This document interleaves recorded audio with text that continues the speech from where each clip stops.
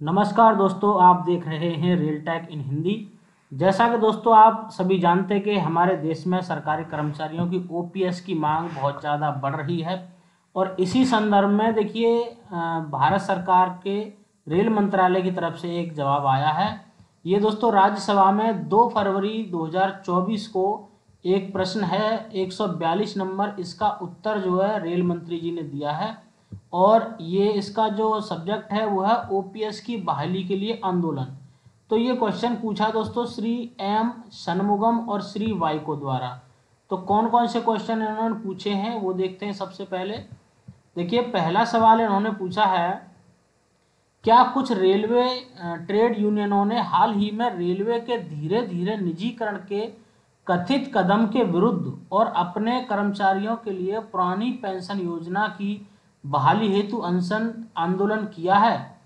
तो दूसरा सवाल इन्होंने इसी में पूछा कि यदि हाँ तो तत्संबंधी ब्यौरा क्या है और रेलवे कर्मचारियों के लिए ओपीएस बहाल करने और उन्हें मौजूदा रेलवे ट्रेनों या भविष्य में शुरू की जाने वाली ट्रेनों के परिचालन का निजीकरण न करने का आश्वासन देने के लिए सरकार द्वारा उठाए गए कदमों का ब्यौरा क्या है? तो दोस्तों यहाँ ओपीएस और निजीकरण दो विषय पे सवाल पूछे गए हैं और इनका जो जवाब है वो दिया है दोस्तों रेल मंत्री जी ने। देखिए यहाँ पे इन्होंने जवाब दिया है और ये है आपके रेल संचार एवं इलेक्ट्रॉनिकी और सूचना प्रौद्योगिकी मंत्री श्री अश्विनी वैष्णव जी, इन्होंने इसका जवाब दिया है। तो देखिए जो सारे ही क्वेश्चन हैं इन्होंने एक बार में ही उनका जवाब यहाँ पे दिया है। प्रश्न का से और गा तक, यानी कि सभी का एक बार में इन्होंने जवाब दिया है। प्रश्न का से गा तक, पेंशन संबंधी मामलों में रेलों को पेंशन भोगी कल्याण विभाग के दिशा निर्देश शासित करते हैं।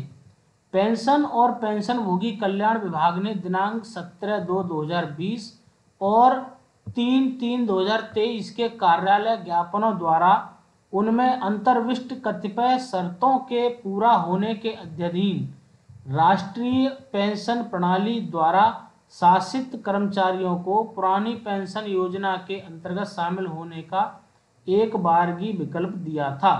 पेंशन और पेंशन भोगी कल्याण विभाग द्वारा जारी किए गए उक्त अनुदेशों को रेल मंत्रालय द्वारा क्रमशः दिनांक 3/3/2020 और 10/3/2023 के रेलवे बोर्ड के अनुदेशों के अंतर्गत अपनाया गया था और पुरानी पेंशन योजना के अंतर्गत परिधि को राष्ट्रीय पेंशन प्रणाली के अंतर्गत शामिल उन रेल कर्मचारियों के लिए बढ़ा दिया गया था जो अपेक्षित शर्तों को पूरा करते हैं।